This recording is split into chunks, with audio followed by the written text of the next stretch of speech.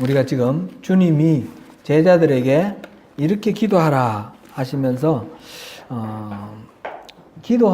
주님이 가르쳐 주신 기도에 대해서 우리가 살펴보고 있습니다. 예수님께서는 제자들에게 기도하라고 말씀하시면서 하늘에 계신 우리 아버지여 이렇게 하나님을 부르라 하셨습니다. 하나님은 그렇게 이 전지전능하시고 또 초자연적이시고 위대하신 그 하나님, 그 은혜로우신 하나님이 다름 아니라 우리의 아버지다라는 것을 또 기억하시면서 이 기도를 계속해서 또 살펴보겠습니다. 그러면서 하나님께서 하나님의 나라 백성인 그리스도인들이 먼저 구할 것은 하나님의 이름이 거룩히 여김을 받는 것, 하나님의 나라가 이 땅에 임하는 것, 그리고 하나님의 뜻이 땅에서도 이루어지는 것, 그것을 먼저 기도하라 하셨고, 그리고 난 다음에 일용할 양식을 구하라 하셨습니다.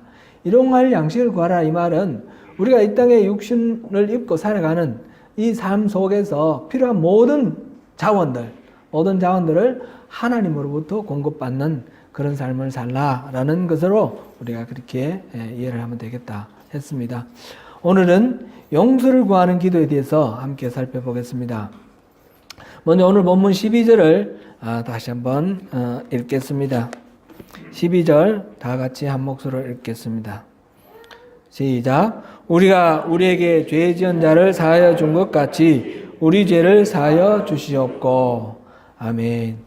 이 성경 구절을 읽을 때에 우리는 몇 가지 질문을 우리 마음속에 떠올립니다. 첫 번째로 우리는 죄를 용서받아야 할 죄인인가 하는 질문이고요.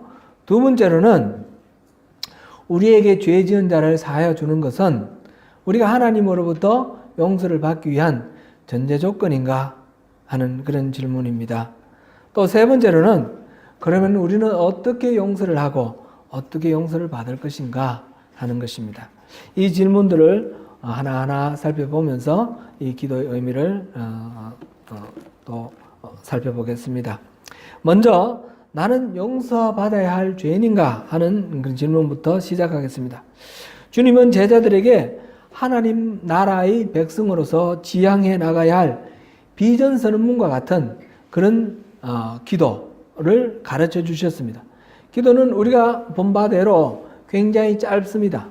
이 짧은 기도문 속에서 우리가 용서를 구하라 라고 예수님이 말씀하셨는데 그만큼 이것이 중요한 문제이기 때문에 이렇게 주님이 가르쳐 주셨죠.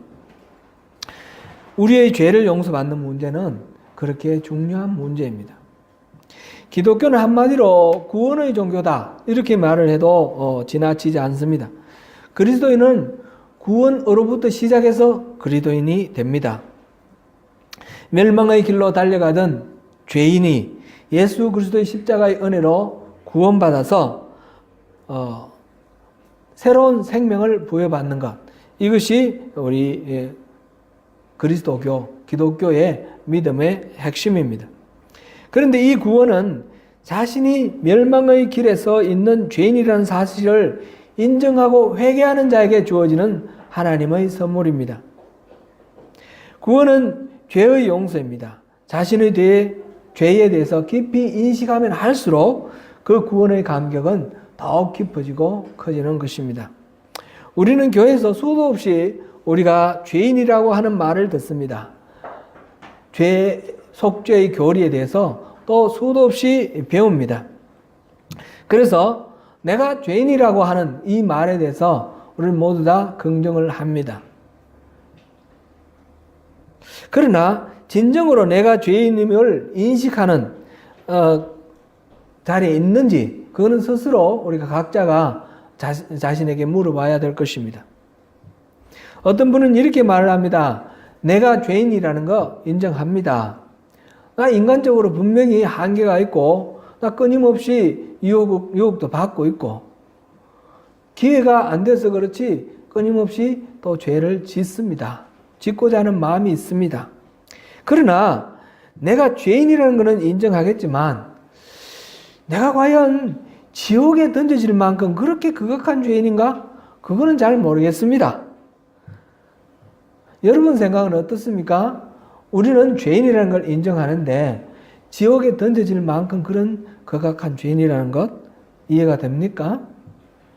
로마서 1장 28절부터 32절 보시겠습니다.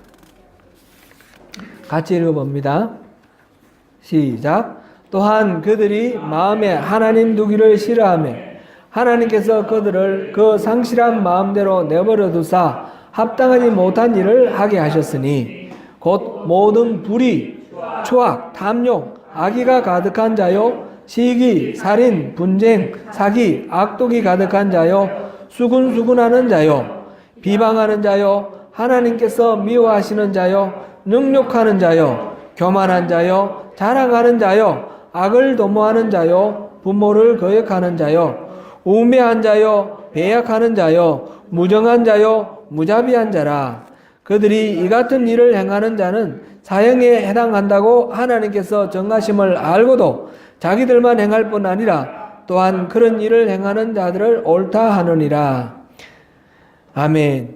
여기에서 21가지 죄들이 나열되어 있습니다. 이 모든 것들은 사형에 해당되는 줄을 안다. 이렇게 말씀하셨습니다. 여기에는 우리가 평소에 죄라고 생각하지조차 않았던 그런 일들도 여기에 나와 있습니다. 시기하는 것, 수군수군하는 것, 교만한 것, 또 무정한 것, 무자비한 것, 이런 것들입니다.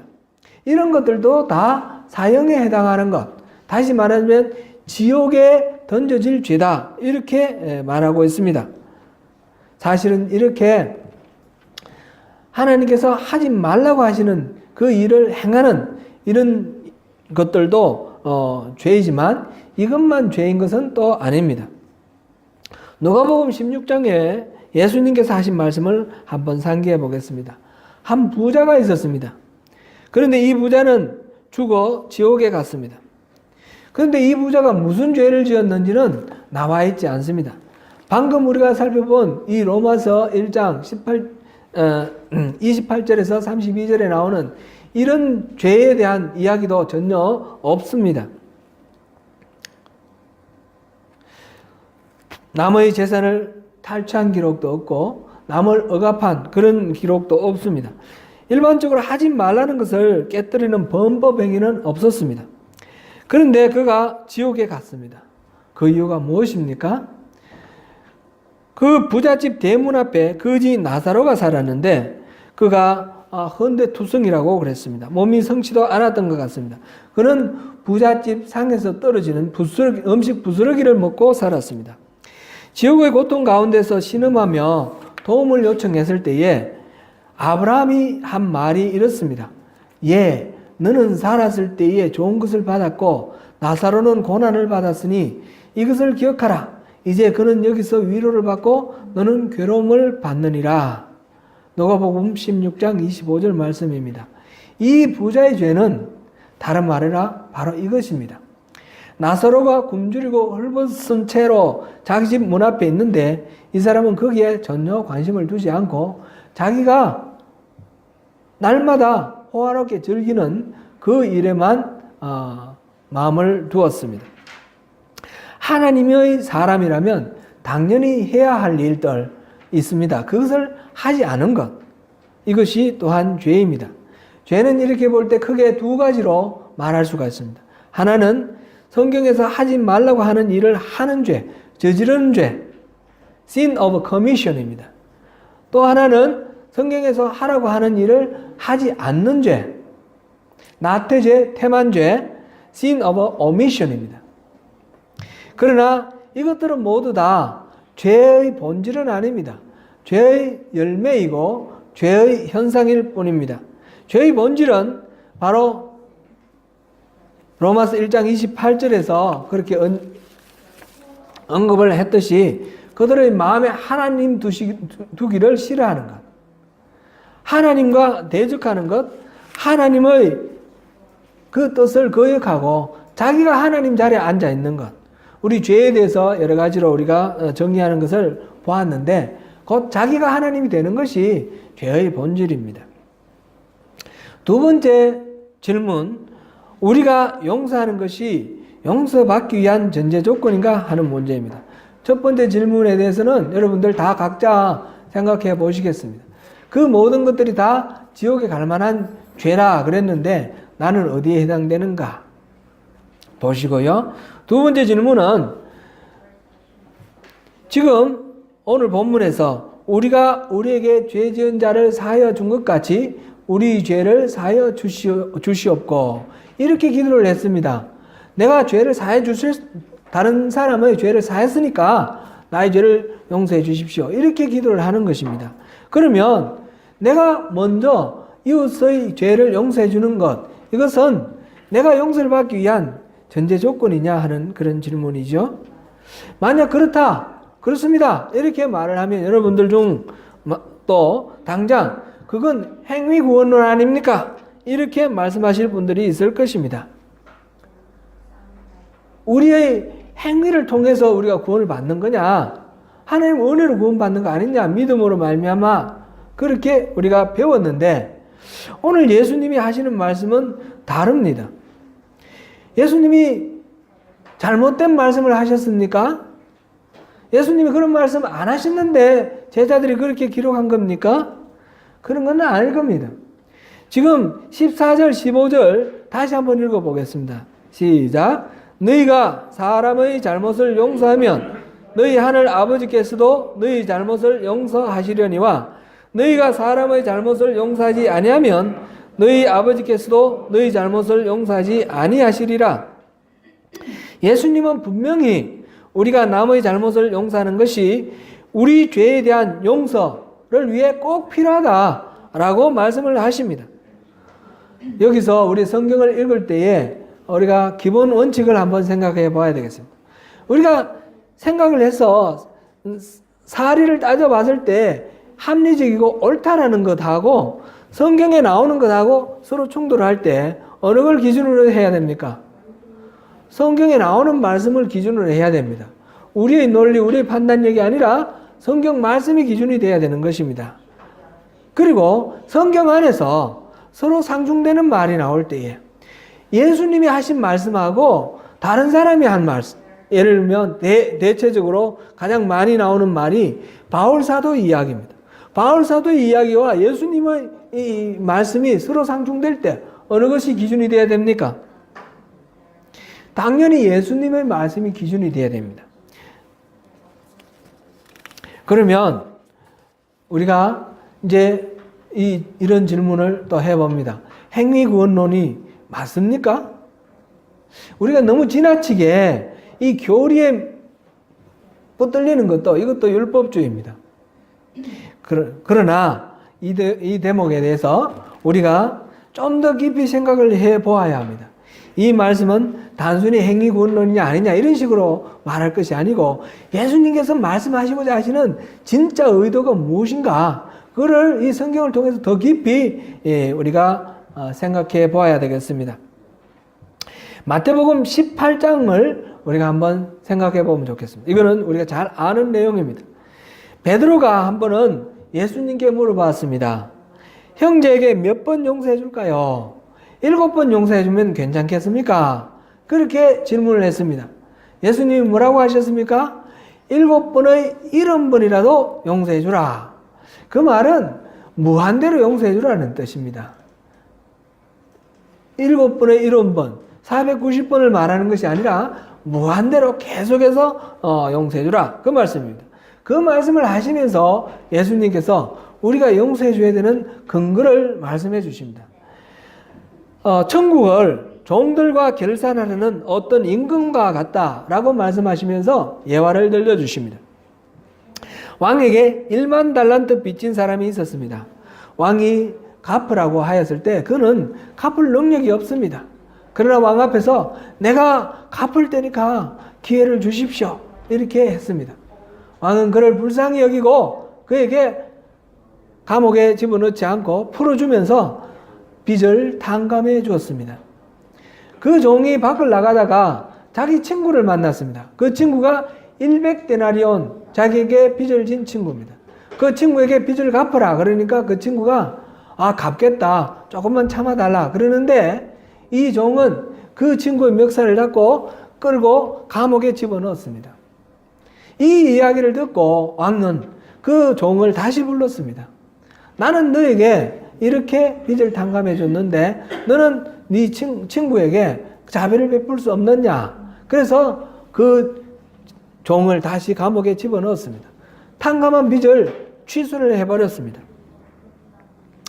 이 말씀 끝에 마태복음 18장 35절에 이렇게 말씀하셨습니다. 예수님이 하신 말씀입니다.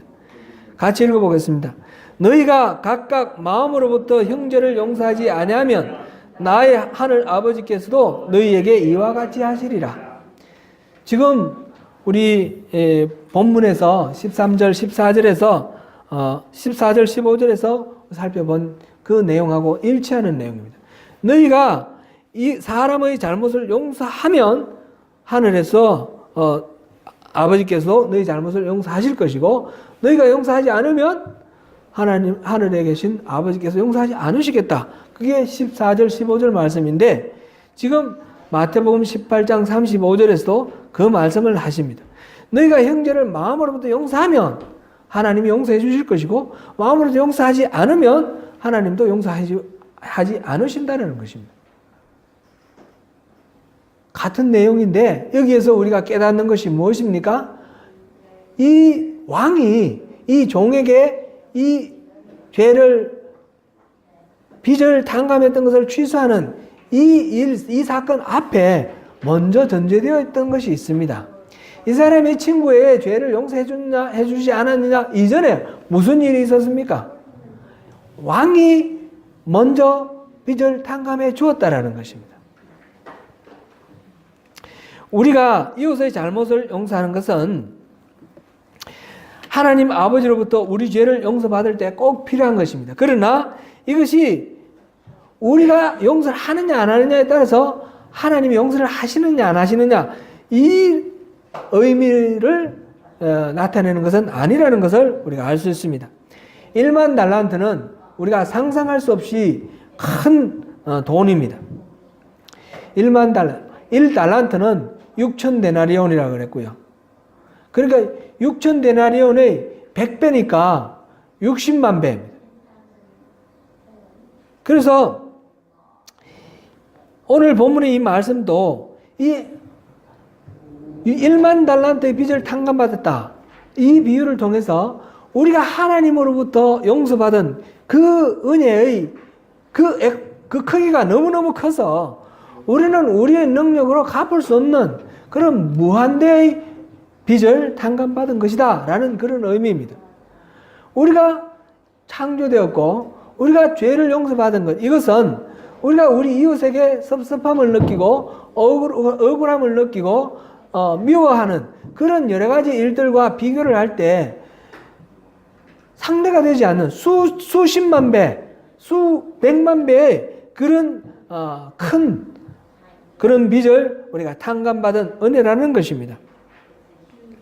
그런데 우리가 우리에게 죄 지은 자를 용서하지 않는다는 것은 우리가 받은 이 용서의 그 의미와 그 크기를 이해하지 못한다는 그런 의미가 됩니다.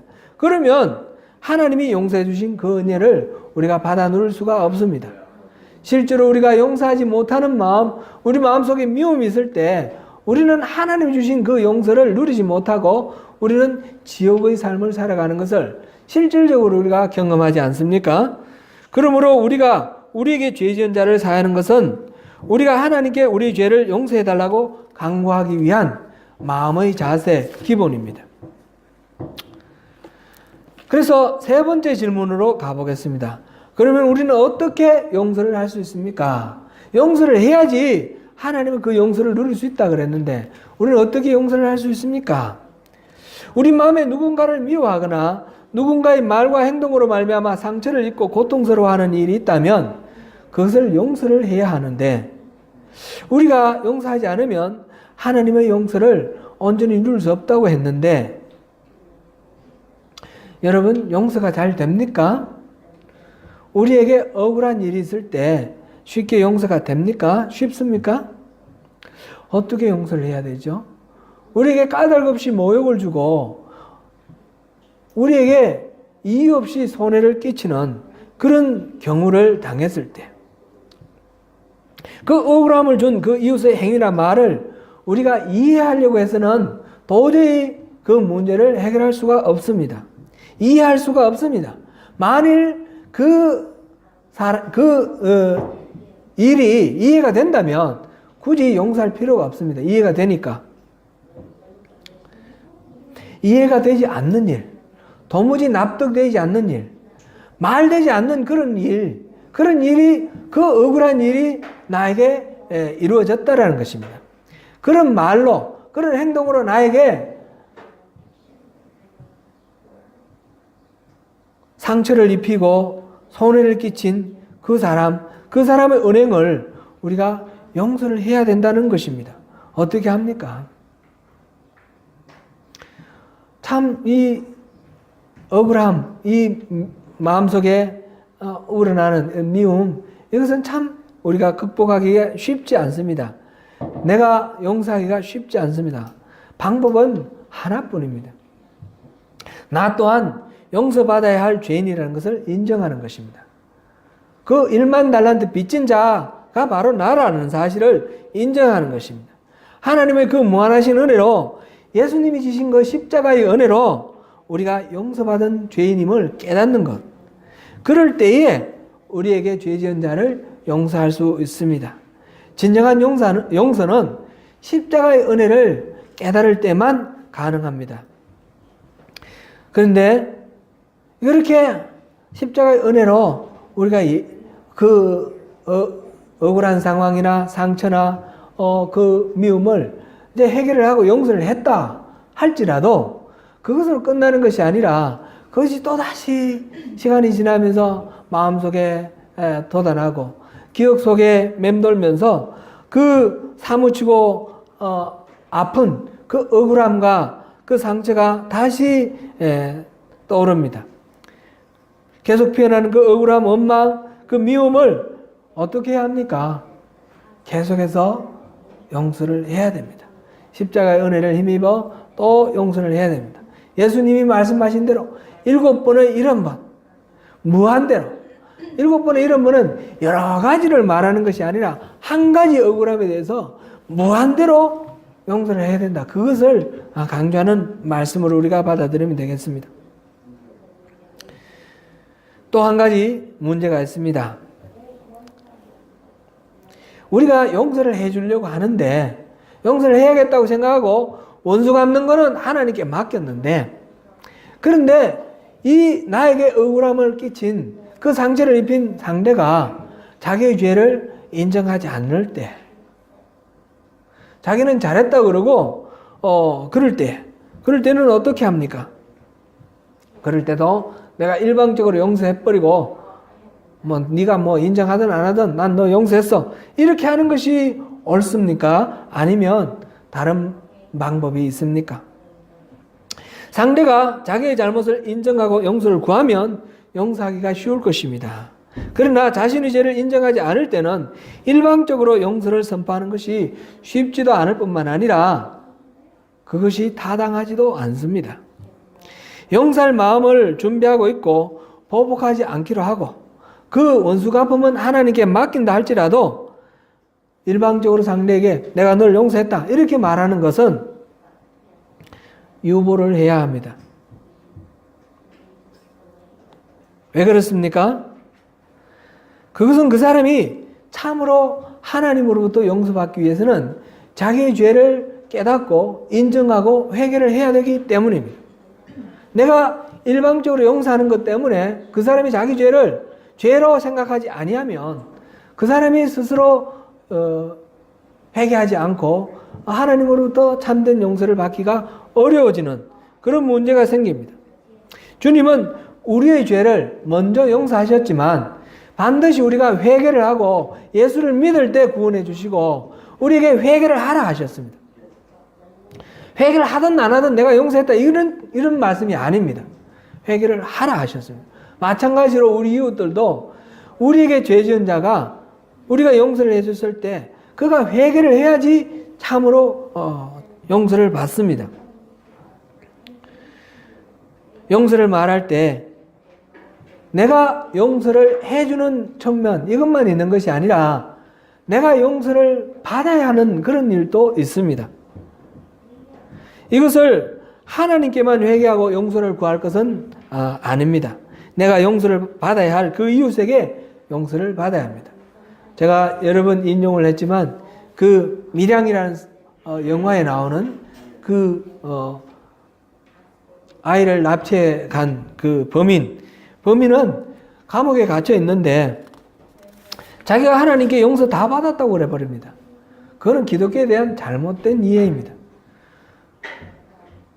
구약에서 속죄제는 남에게 손해를 끼쳤을 때 반드시 20%를 더하여 5분의 1을 더하여 갚고 난 후에 제사를 지낼 때 그 제사가 유효하다 그랬습니다. 우리가 잘못한 것에 대해서는 그 이웃에게 사과를 하고 하나님께 용서를 구해야 됩니다. 그 사람이 상처를 입고 괴로워하고 아파하고 억울해하든지 말든지 나는 하나님께 회개를 하고 하나님께 용서받아서 나는 자유롭다 이렇게 말하는 것은 성립되지 않습니다. 마태복음 5장 23절에서 24절 말씀 우리 같이 보겠습니다. 같이 봉독합니다. 시작. 그러므로 예물을 제단에 드리려다가 거기서 내 형제에게 원망들을 만한 일이 있는 것이 생각나거든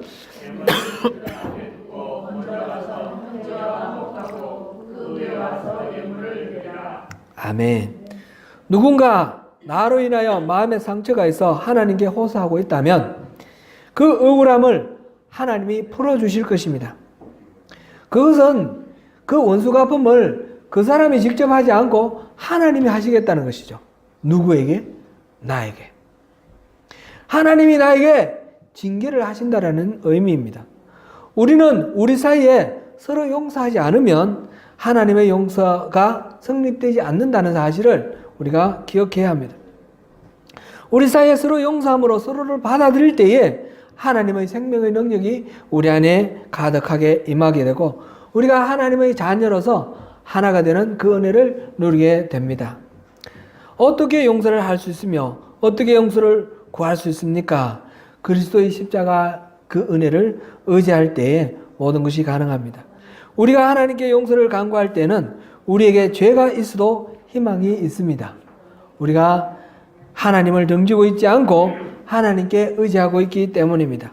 용서를 구한다는 것은 하나님과의 관계를 바르게 세우려고 하는 마음입니다.